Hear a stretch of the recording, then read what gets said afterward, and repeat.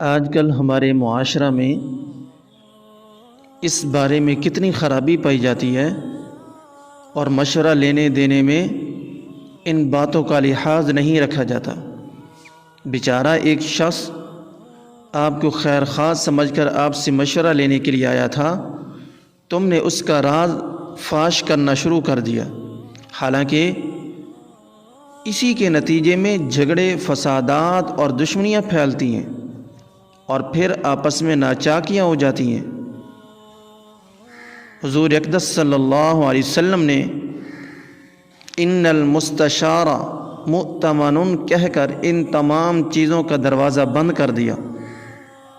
پھر جانتے بوجھتے غلط مشورہ دینا، یعنی آپ جانتی ہیں کہ جو مشورہ میں دے رہا ہوں وہ صحیح نہیں، لیکن اس کی بدخواہی کی وجہ سے یا کسی اور وجہ سے آپ نے اس کو غلط مشورہ دے دیا، تو اس کے بارے میں حدیث شریف میں جناب رسول اللہ صلی اللہ علیہ وسلم نے فرمایا کہ جس سے دوسرے بھائی نے مشورہ کیا اس نے اس کو غلط مشورہ دے دیا، نبی علیہ السلام نے فرمایا فقد خانہ، یعنی اس نے اس کی امانت میں خیانت کی۔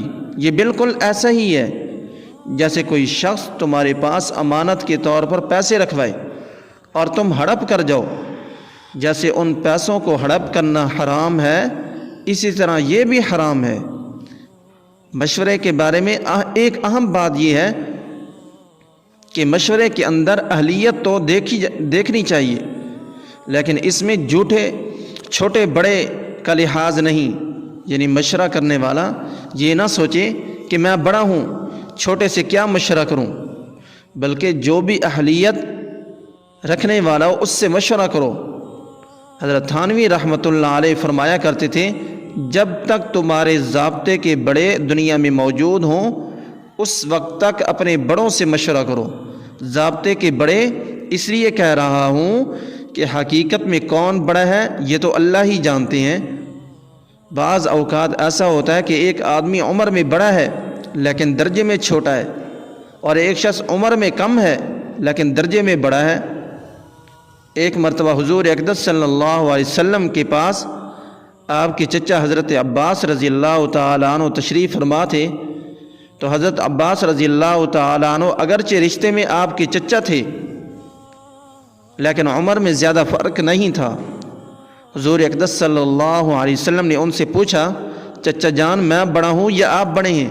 مقصد یہ تھا کہ عمر کس کی زیادہ ہے؟ حضرت عباس رضی اللہ تعالی عنہ نے کیا خوبصورت جواب دیا، فرمایا کہ بڑے تو آپ ہی ہیں، عمر میری زیادہ ہے۔ بہرحال عمر میں بڑا ہونے سے یہ لازم نہیں آتا کہ انسان درجے میں بھی بڑا ہو۔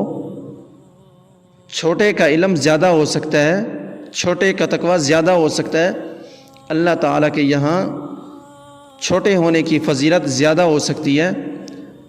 اس لیے حضرت تھانوی رحمۃ اللہ علیہ نے فرمایا کہ ضابطے کے بڑے اس لیے کہہ رہا ہوں کہ حقیقت میں کون بڑا ہے یہ تو اللہ تعالیٰ ہی جانتے ہیں، لیکن ضابطے میں اللہ تعالیٰ نے جس کو بڑا بنایا ہے، جیسے باپ کے لیے بیٹے کے لیے باپ، شاگرد کے لیے استاد، مرید کے لیے شیخ، چھوٹے بھائی کے لیے بڑا بھائی، یہ ضابطے کے بڑے ہیں۔ جب تک یہ زندہ ہوں ان سے مشورہ کرو۔